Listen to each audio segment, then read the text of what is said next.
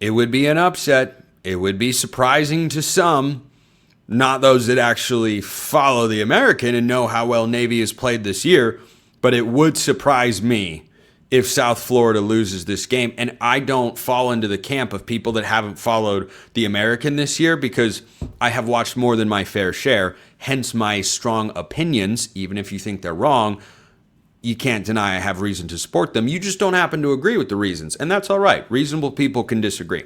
So for South Florida going on the road, Navy has lost 2 straight.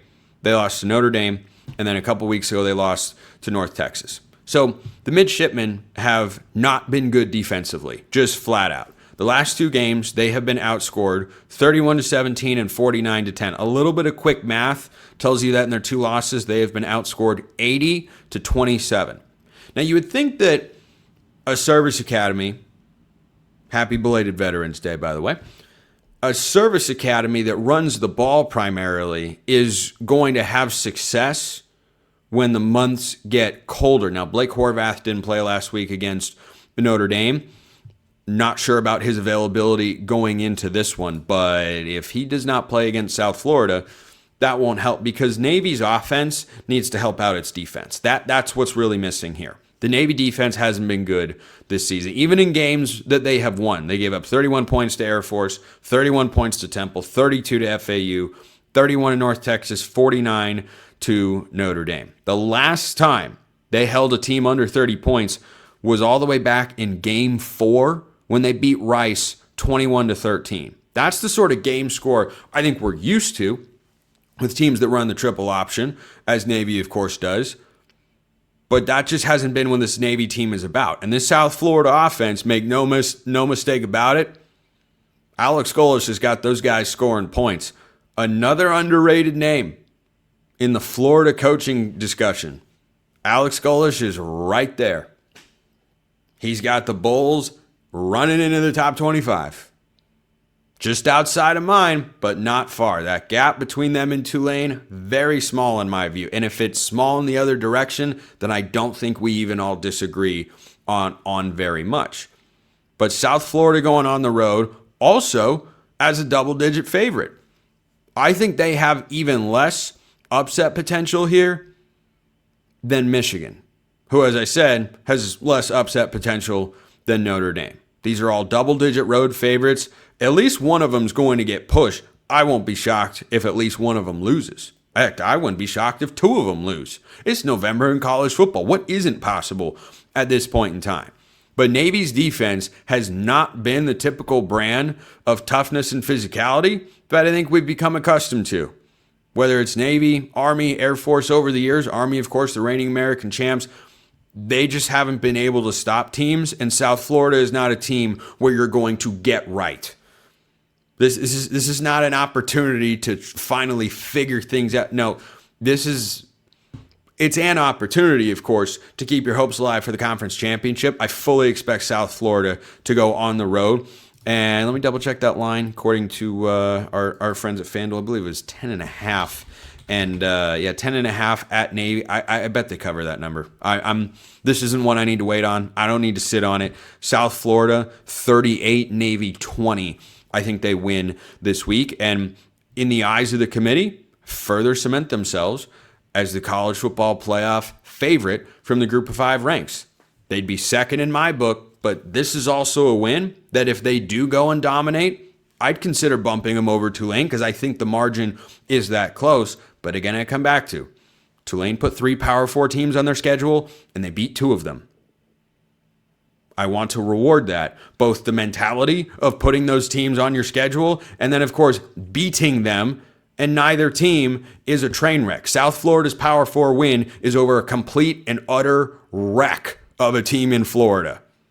DJ Lagway got benched. They got blown out by Kentucky. Kentucky. Don't try and sell me on the fact that Kentucky is good just because they blew out Florida and almost beat Texas. That's a reflection of what those teams are not what Kentucky actually is. So, that's the South Florida outlook there in the American. Continuing on with our potential upset alerts, did you know that Utah plays Baylor this week? Did you know that I'm highly considering Utah being one of my best bets of the week.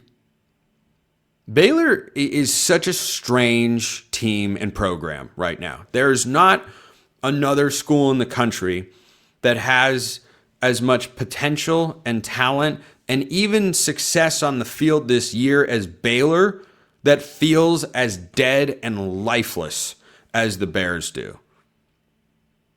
When these teams have gotten together over the last several seasons, Utah has gotten it done time and again. But Utah, of course, cannot lose. They want to create a chaos tiebreaker scenario in the Big 12 where they could go past a 10-2 BYU in the Big 12 championship game, which drives me insane, completely and utterly insane. But oh well, here we are. But here's the other thing.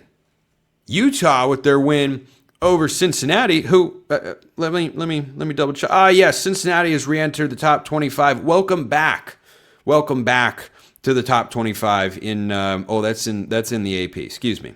Let me just let me get this squared away here real quick.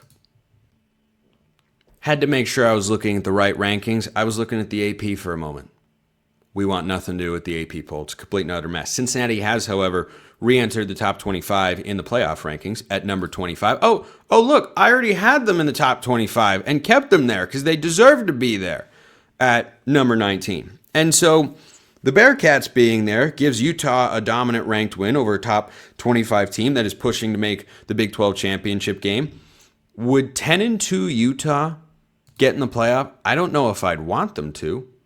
But would they be considered? Yeah, of course they would. They'd have the opportunity, kind of like a 9-3 SEC with a tough schedule, like in Oklahoma, for instance. They'd have the opportunity to throw their hat in the ring, to be in the mix. But they've got Baylor and the two Kansas schools as their remaining schedule. That's not very fun. That's not easy. That's not.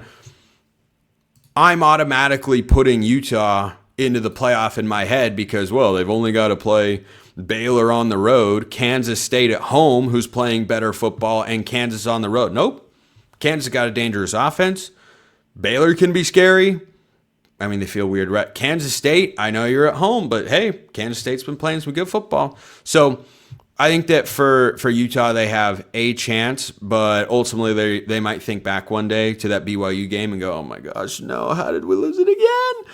And they could be in the Big 12 championship game anyway. It's madness. It's madness. One more thing I'll throw out. I really hope, for the sake of, I'll just call it the betterment of college football and the overall health of the sport, I really hope that Oklahoma and Texas work themselves out, schedule-wise, to not make the college football playoff. I'm rooting for that to happen because I do not believe that those teams are truly playoff caliber or have had playoff caliber seasons if they lose another game or two. Certainly 8-4 shouldn't get you in. I don't want 9-3 to get in. I don't. I want results to matter. Call me old-fashioned. Appreciate everyone listening. I'll see you next time. Until then, hope you all have a wonderful rest of your day.